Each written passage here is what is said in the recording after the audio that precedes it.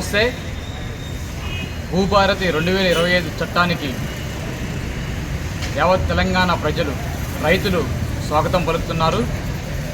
ముఖ్యమంత్రి శ్రీ రేవంత్ రెడ్డి గారికి, అదేవిధంగా రెవెన్యూ శాఖ మంత్రి పొంగులేటి శ్రీనివాసరెడ్డి గారికి ప్రత్యేక ధన్యవాదాలు. ఎందుకంటే గతంలో ధరణిలో అనేక అవకతవకలు, తప్పుల వల్ల అనేక మంది రైతులు తమ భూమిని కోల్పోవాల్సి వచ్చింది. కానీ ఈ భూభారతి వల్ల ఆ రైతులకు న్యాయం జరిగిద్ది. రాష్ట్రంలో ప్రతి రైతుకు న్యాయం జరిగిద్ది.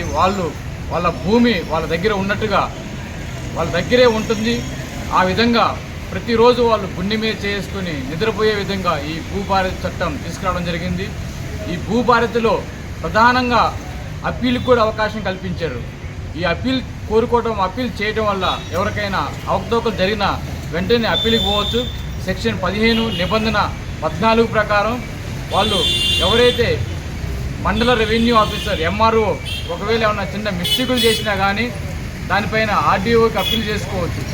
RDO దగ్గర న్యాయం జరగకపోతే కలెక్టర్ దగ్గరికి వెళ్ళొచ్చు. అక్కడ న్యాయం జరగకపోతే ట్రిబ్యునల్ వరకు వెళ్ళొచ్చు. ఇటువంటి అవకాశాలు కల్పించడం వల్ల గతంలో అనేక మంది తప్పులు జరగడం వల్ల మండల రెవెన్యూ ఆఫీసర్లు కొంత తప్పులు చేయడం వల్ల వాళ్ళ భూమిని కోల్పోవాల్సింది.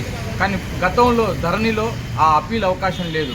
ఇప్పుడు అప్పీల్ అవకాశం కల్పించడం వల్ల ఎవరికైతే అన్యాయం జరిగినా, ఎవరికైతే లోపాలు జరిగినా కానీ సవదిద్దుకునే అవకాశం ఈ భూభారతిలో కల్పించింది. మేము ప్రత్యక్షంగా కొన్ని కేసులు కూడా చూసినాం.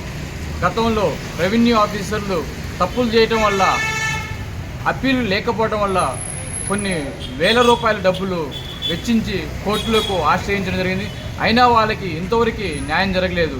కానీ ఈ భూభారతిలో అవకాశం కల్పించడం వల్ల వాళ్ళకి న్యాయం జరుగుతుంది. ఇటువంటి నిర్ణయాలు తీసుకోవడం వల్ల ప్రతి రైతుకు, ఎవరికైతే అన్యాయం జరిగిన ప్రతి రైతుకు న్యాయం జరిగిద్దని ఇందుకు రాష్ట్ర ముఖ్యమంత్రి, రెవెన్యూ శాఖ మంత్రి ప్రత్యేక ధన్యవాదాలు తెలియజేస్తున్నాం. అధ్యయనం